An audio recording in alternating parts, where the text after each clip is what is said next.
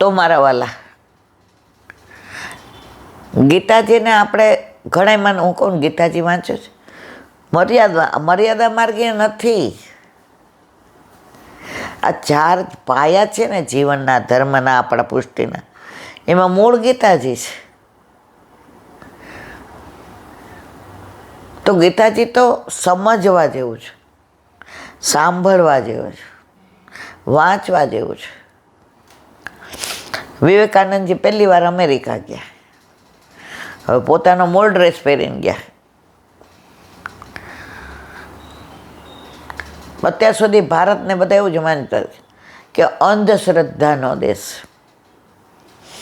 આ લોકોને શું સમજણ પડે?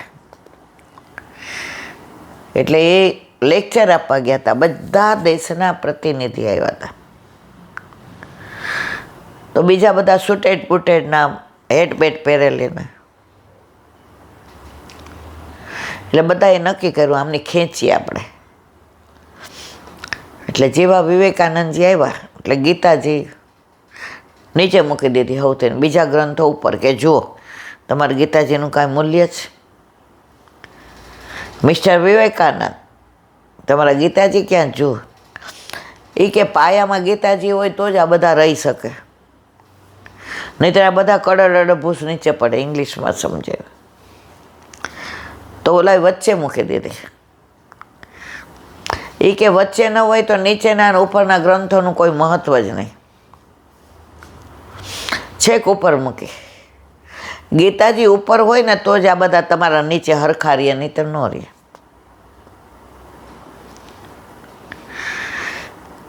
તો કંઈ કૃષ્ણની ગીતા છે ને,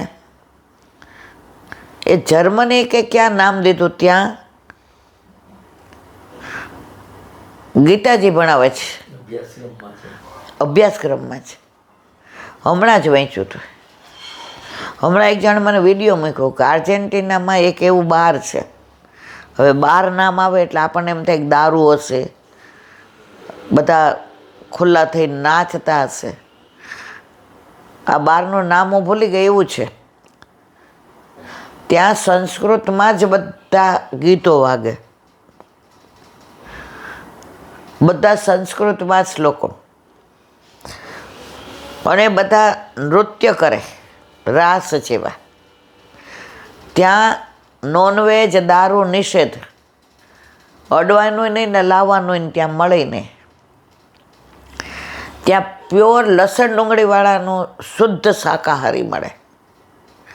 આ પરદેશની વાત કરું છું. લોકો ઇન્ડિયાને અનુસરે છે, ભારતના, અને ભારતવાળા જે ખોટું છે એને અનુસરીએ છે. અત્યારે 80 વર્ષના દાદી હોય એ ઓલો બરમોડો પહેરે ને ઉપર ટી શર્ટ પહેરે અને બર્ગર ને બાર ઓલામાં ખાતા હોય, બરાબર.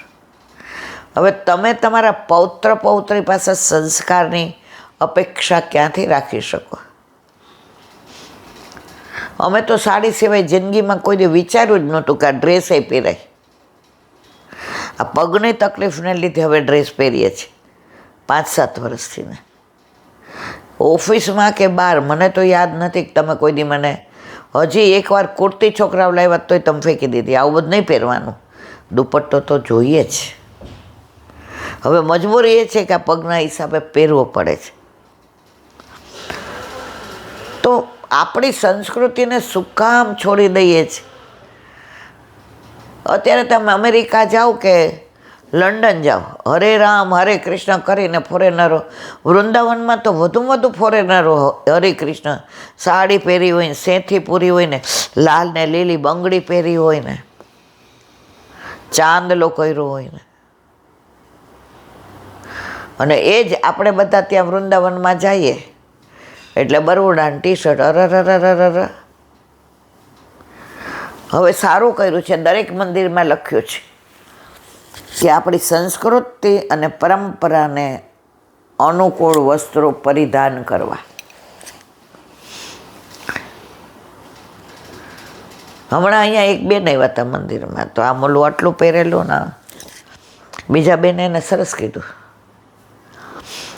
એ કે તમે ઠાકોરજીને દર્શન કરવા? ઓફકોર્સ. તો તમે ઠાકોરજીને જુઓ છો? એ કે હા. તો કે ઠાકોરજી તમને જુએ છે? કે ઓફકોર્સ. તો આવું બધું જોવું ગમે ઠાકોરજીને? ઓલા બેન એને ભેટી પડ્યા. એ કે હવે નહીં પહેરી આવું. બીજે દિવસે આવ્યા તો ડ્રેસ પહેરીને આવ્યા હતા. આપણી મર્યાદા, તમે ડ્રેસ જુઓ. તમારો જે 1 નૂર આદમી 1000 નૂર કપડાં. આપણને સંસ્કૃતિમાં કહ્યું જ છે કે ભાઈ વાનપ્રસ્થાશ્રમ જાય એટલે તમારે ધીમે ધીમે સંસારથી નિવૃત્ત થવાનું. હવે બધું નવું આવ્યું છે. આપણે હવે બધા ચાલો જીવી લઈએ. મારી ઉંમરના મારા ગ્રુપના બધા મને ઘણી વાર કહેતા હોય, વૈષ્ણવ ને અવૈષ્ણવ,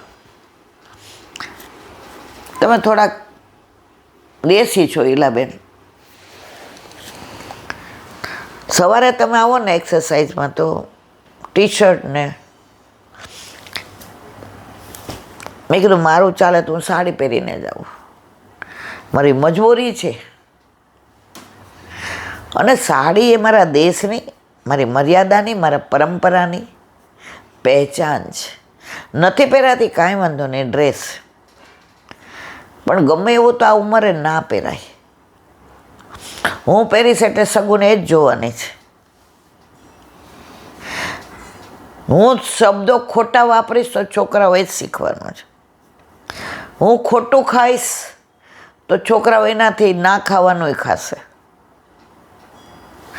અમેરિકામાં એક ફેમિલી રહે છે. એ બેન અહીંથી ગયા તો પૌત્રો ને પૌત્રી ત્યાં ભણવા ગયા હતા એમના ઓલા પર, ગ્રીન કાર્ડ એમનું, કે સિટીઝન જે હોય તે.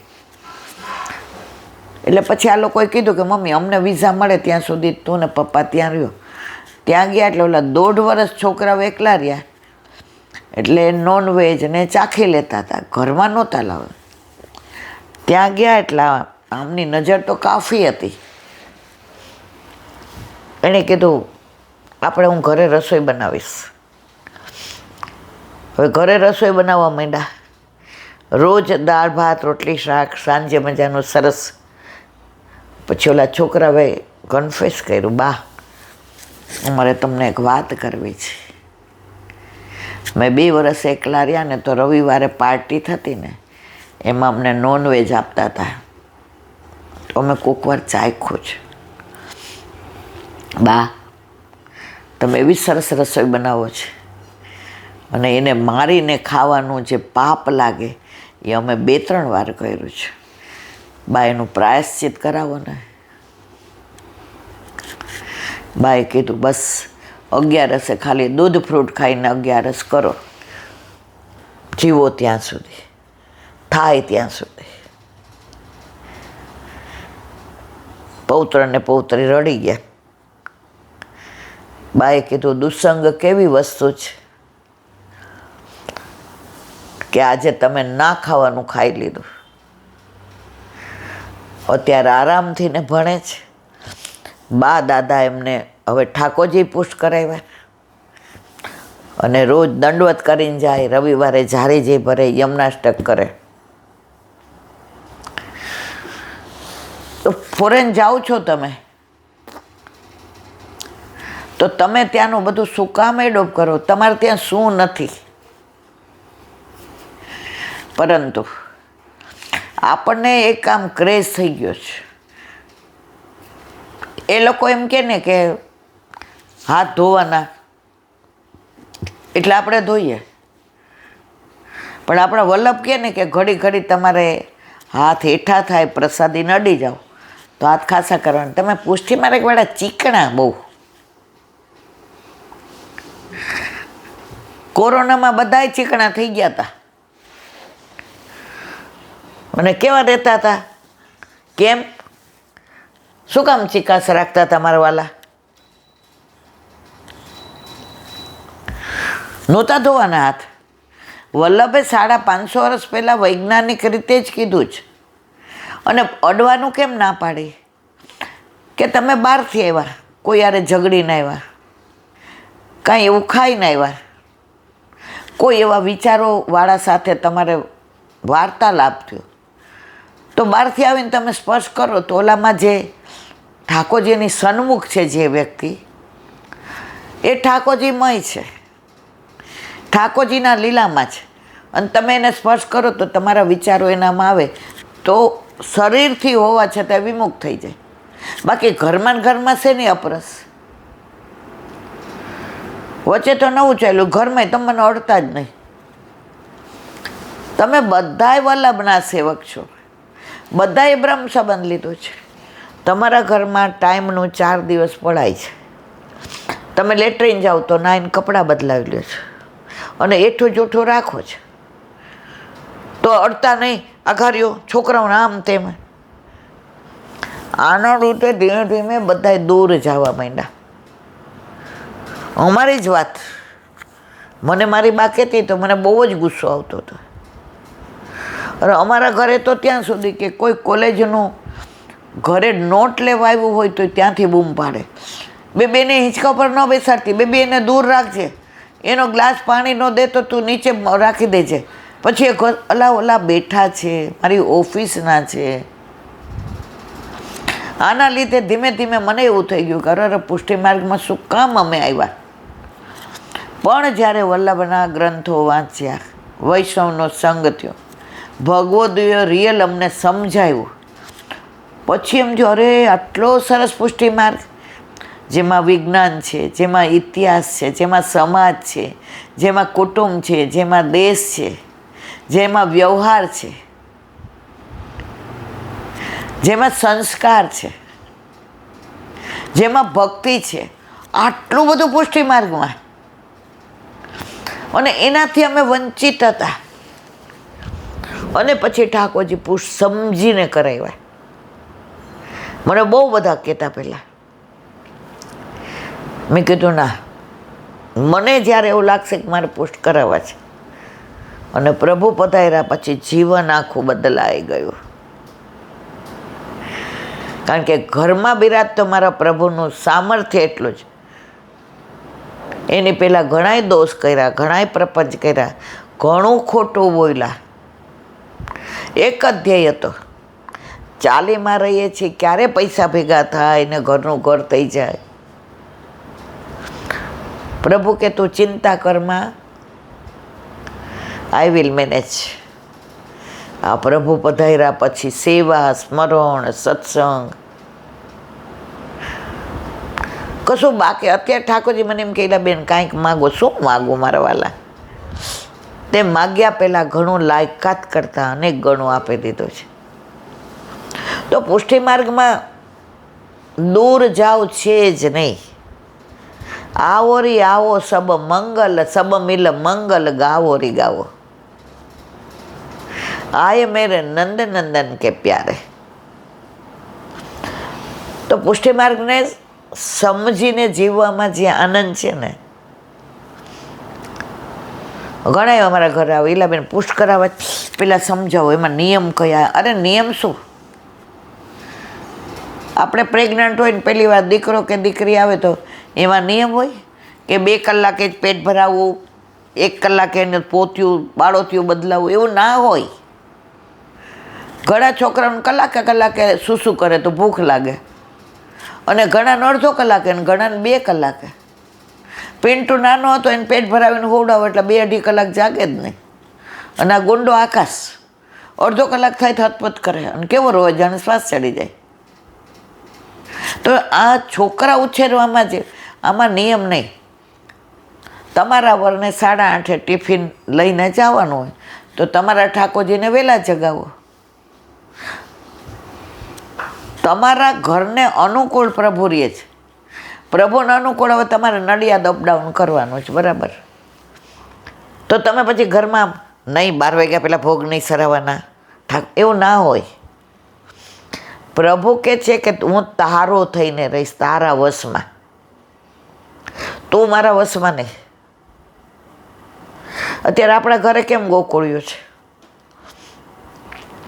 આ લોકો સવારે નિરમામાં, બરાબર, હવે 7 વાગ્યામાં ટિફિન લઈને જાય. તો બધું ઠાકોરજીને સન્મુખ કરી દઈએ અને એને ડબ્બા ભરી દઈએ.